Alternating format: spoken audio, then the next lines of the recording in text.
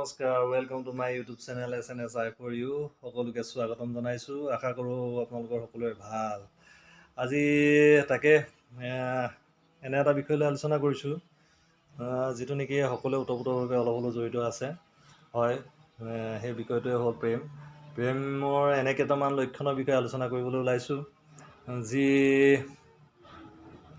নেকি মানে কি হৈ গ'ল প্ৰেম কৰা প্ৰতিজন ব্যক্তিৰ মানে জীৱনত দেখা দিয়ে বা যিসকলে প্ৰেমত পৰিয়ে আছে বৰ্তমান এই লক্ষণসমূহ তেওঁলোকৰ দেখা দিব পাৰে আৰু যিসকলে পৰা নাই সেইসকলৰ জীৱনত মানে কি হৈ গ'ল প্ৰেমত যদি পৰে এনে ঘটনাসমূহ সংঘটিত হ'ব পাৰে গতিকে আহক সেই বিষয়ে আলোচনা কৰোঁ আপোনালোকে যদি মোৰ ভিডিঅ'টো শেষলৈকে চাই ভাল লাগে তেনেহ'লে প্লিজ মোৰ ভিডিঅ'টো লাইক কৰিব আৰু যিসকল নতুনকৈ আহিছে তেওঁলোকে ছাবস্ক্ৰাইব কৰিব আৰু কমেণ্ট বক্সত আপোনালোকৰ পৰামৰ্শবোৰ দিব যদি কিবা ভুলভ্ৰান্তি হৈছে তেনেহ'লে সেইটো জনাব আশা কৰোঁ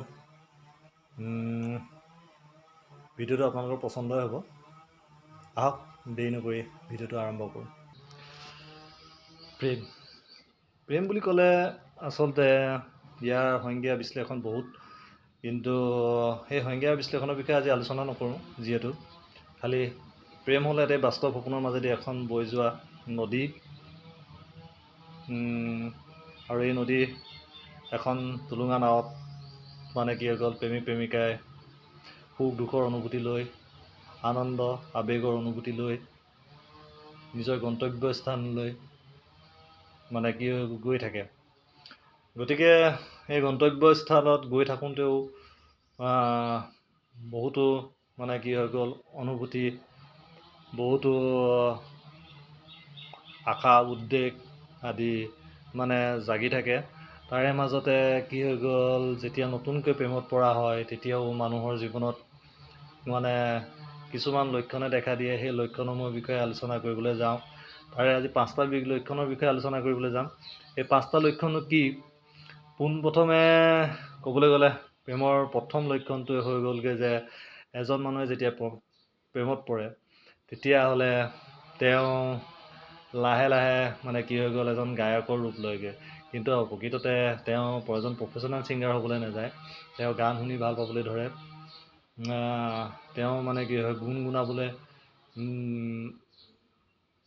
ভাল লাগে তেওঁ গান শুনি ভাল পায় গান গাই ভাল পাবলৈ ধৰে ঠিক তেনেদৰে আজিকালিতো ফেচবুক ইনষ্টাগ্ৰাম হোৱাটছআপৰ যুগ গতিকে কেতিয়াবা হয়তো ৰোমান্টিক কবিতা এফাকি বা পদ্য এফাকিও মানে কি হৈ গ'ল নতুনকৈ প্ৰেমত পৰা ব্যক্তিসকলে মানে লিখি তেওঁৰ পাৰ্টনাৰক দিবলৈ বিচাৰে এক কথাত ক'বলৈ গ'লে তেওঁ এজন গীতিকাৰো হৈ পৰে তেওঁ এজন লেখক বা কি বুলি কয় কাব্যিক প্ৰতিকাৰ অধিকাৰীও হৈ পৰে গতিকে প্ৰেমৰ প্ৰধান লক্ষণটো সচৰাচৰপে প্ৰায় মানুহৰ জীৱনত দেখা যায় যে তেওঁ মানে অট'মেটিক তেওঁৰ মানে কি হৈ গ'ল ৰোমান্টিক গান শুনি খুব ভাল পাবলৈ ধৰে খুব ভাল লাগিবলৈ ধৰে তাৰপিছতে তেওঁ মানে কি হৈ গ'ল গানবোৰ গুণগুণাবলৈ আৰম্ভ কৰে তেনেকুৱা ধৰণৰ কিছুমান মানে লক্ষণ দেখা যায় আপোনালোকৰ জীৱনতো চাগে যিসকলে অলৰেডি প্ৰেমত পৰিছিলে সেইখিনি অনুভূতি সম্ভৱ হৈছেও চাগে আৰু যিসকলে পৰি আছে তেওঁলোকৰ জীৱনত বৰ্তমান এনেকুৱা ধৰণৰ অনুভূতি হৈ আছে আৰু যিসকলে পৰিব তেওঁলোকৰ জীৱনতো এনেকুৱা ধৰণৰ এটা অনুভূতি হ'ব পাৰে আহক এতিয়া দ্বিতীয়টো বিষয় লৈ আলোচনা কৰোঁ দ্বিতীয়টোনো কি লক্ষণ দেখা দিয়ে সাধাৰণতে দ্বিতীয় লক্ষণটো হৈ গ'লগৈ যে নিজৰ লুকৰ প্ৰতি নিজৰ লুকছটোৰ প্ৰতি মানে কি হৈ গ'ল মানে বেছি এটেণ্ডেড হৈ পৰে সাধাৰণতে প্ৰেমত পৰা ব্যক্তি এজনে নিজৰ লুকছটোৰ প্ৰতি নিজৰ স্বাস্থ্যৰ প্ৰতি তাৰপিছতে নিজৰ পিন্ধন উৰণৰ প্ৰতি মানে কি হৈ গ'লগৈ খুব উদ্বিগ্ন হৈ পৰে বাৰে বাৰে মানে প্ৰেমত পৰা ব্যক্তি এজনে বাৰে বাৰে নিজৰ আইনাখনত নিজৰ চেহেৰাটো চাবলৈ বিচাৰে তাৰপিছতে কি পিন্ধিছে কি পিন্ধা নাই কিবা মেচিং ড্ৰেছ আদি লৈ ব্যস্ত হৈ পৰে। যদিও তেওঁ আগতেও মানে ভাল ড্ৰেছ ৱেল ড্ৰেছ পিন্ধিছিলে যদিও এতিয়া মানে কি হৈ গ'ল আৰু নিজকে অধিক যত্ন ল'বলৈ ধৰে, অধিক মানে পৰিষ্কাৰ পৰিচ্ছন্নতাৰে মানে নিজৰ পাৰ্টনাৰক লগ কৰিবলৈ বিচাৰে। তেনেকুৱা ধৰণৰ মানে এটিটিউড কিছুমান মানে গঢ় লৈ উঠে যেতিয়া নতুন নতুনকৈ প্ৰেমত পৰা যায়। সেইটো সাধাৰণতে দেখা যায়। আৰু বাৰে বাৰে মানে নিজৰ চেহেৰাটো আইনাত চাই, নিজৰ চিচাত চাই গৈ তেনেকুৱা ধৰণৰ কিছুমান মানে মানে পৰিৱৰ্তন মানে মানুহজনৰ জীৱনলৈ দেখা যায়। গতিকে প্ৰেমৰ দ্বিতীয়টো লক্ষণ হৈ গ'লগৈ যে নিজৰ লুকটোৰ প্ৰতি মানে কি হৈ গ'ল, প্ৰেমত যেতিয়া পৰে তেতিয়া মানে বেছি ধ্যান দিবলৈ ধৰা দেখা যায় সাধাৰণতে। আহক এতিয়া তৃতীয়টো চাইন বা লক্ষণৰ প্ৰতি আমি আগবাঢ়ি যাওঁ। কিনো হয় তৃতীয়টো লক্ষণ? তৃতীয়টো লক্ষণ হ'ল কামৰ প্ৰতি অকণমান অৱহেলা। কামৰ প্ৰতি অকণমান অৱহেলা হোৱাও প্ৰেমত দেখা যায়। যেনেকৈ যদি নতুনকৈ প্ৰেমত পৰা যায় তেতিয়াহ'লে ধৰি লওক মানে মই যদি কোনোবা স্কুলত পঢ়ি আছিলোঁ তেনেহ'লে স্কুলৰ পৰা কিবা প্ৰকাৰে ছুটি লৈ পিনি নিজৰ পাৰ্টনাৰক লগ কৰোঁগৈ বা ব্যৱসায় বাণিজ্য বা তেনেধৰণৰ চৰকাৰী কাৰ্যত থাকিলেও ছুটি লৈ মানে নিজৰ পাৰ্টনাৰক সময় দিয়াৰ ইচ্ছু প্ৰৱণতাটো মানে দেখা দিয়া যায়। এইটো সাধাৰণতে মানে কি হৈ যায়, নিজৰ পাৰ্টনাৰক লগ কৰাৰ এটা স্পৃহা জাগি থাকে মনত, আৰু নিজৰ কাম কাজ প্ৰতি তেতিয়া মানে সেনেকুৱা সময়ত মানে অলপ ধ্যানটো কম হৈ পৰে। আৰু কম হৈ পৰাৰ ফলত ছুটি লওঁ, ছুটি লৈ মেলি নিজৰ পাৰ্টনাৰক লগ কৰিবলৈ যাওঁ, সময় দিবলৈ যাওঁ। তেনেকুৱা ধৰণৰ এটা প্ৰৱণতাও জাগি উঠে। কেৱল নিজৰ পাৰ্টনাৰৰ বিষয়ে ভাবি থাকিবলৈ মন যায়। তেনেকুৱা ধৰণৰ এটা প্ৰৱণতা জাগি উঠে। এনেকুৱা ধৰণৰ প্ৰৱণতা আপোনালোকৰ মনত জাগি উঠিছেনে নাই এবাৰ জনাবচোন। আহক চতুৰ্থটোলৈ যাওঁ। চতুৰ্থনো কি লক্ষণ দেখা দিয়া যায়? চতুৰ্থ লক্ষণটো হৈ গ'লগৈ যে যদিও আমি পাৰ্টনাৰক লগ কৰিছোঁ বা সময় অতিবাহিত কৰিছোঁ পাৰ্টনাৰৰ লগত, অতিবাহিত কৰি থকাৰ পিছতো মানে কি হয়, তাইক যেন ক'ৰবাৰ পৰা মই জুমি চাওঁ, ক'ৰবাৰ পৰা মানে কেৰাহীকৈ হ'লেও তাইক মই চাব পাৰোঁ।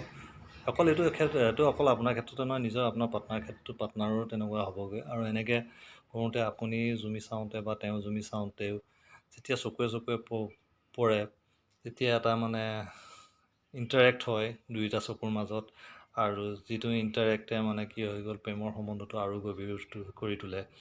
সেয়ে শাস্ত্ৰতো লিখা আছে যে যেতিয়া চকুৱে চকুৱে মানে অন্তৰৰ যি মিলন ঘটে, চকুৱে চকুৱে যিটো মিলন ঘটি অন্তৰত যিটো প্ৰেম জাগে, সেই প্ৰেম মানে বহুত গভীৰতালৈ গুচি যায়। গতিকে তেনেকুৱা ধৰণৰ মানে এটি প্ৰৱণতাও গঢ়ি উঠে। গতিকে কেৰাহীকৈ চোৱা বা জুমি জুমি চোৱা এইটো এটা প্ৰৱণতাও বা ইচ্ছাও মানে কি হৈ গ'ল, প্ৰেমত পৰিলে জাগৃত হ'ব পাৰে। শেষত এটি লক্ষণ আৰু দেখা যায় যে নিজৰ পাৰ্টনাৰৰ মানে ধৰি লওক সকলো ভুল বা কিবা বেয়া কামকো মানে কি হৈ গ'ল, যাতে আপোনাৰ মানে কোনো ধৰণৰ বেয়া নালাগে। যদিও ভুল কাম কৰিছে, যদিও বেয়া কাম কৰিছে, তেওঁ কৰা কামবোৰত আপুনি কোনো ভুল নেদেখে বা কোনো হেৰি নেদেখে। তেওঁৰ মানে প্ৰতি মানে কি হৈ গ'ল, সদায় সহনশীলতা ভাৱ মানে জাগৃত হৈ থাকে। সেইটো লক্ষণো দেখা যায় সাধাৰণতে।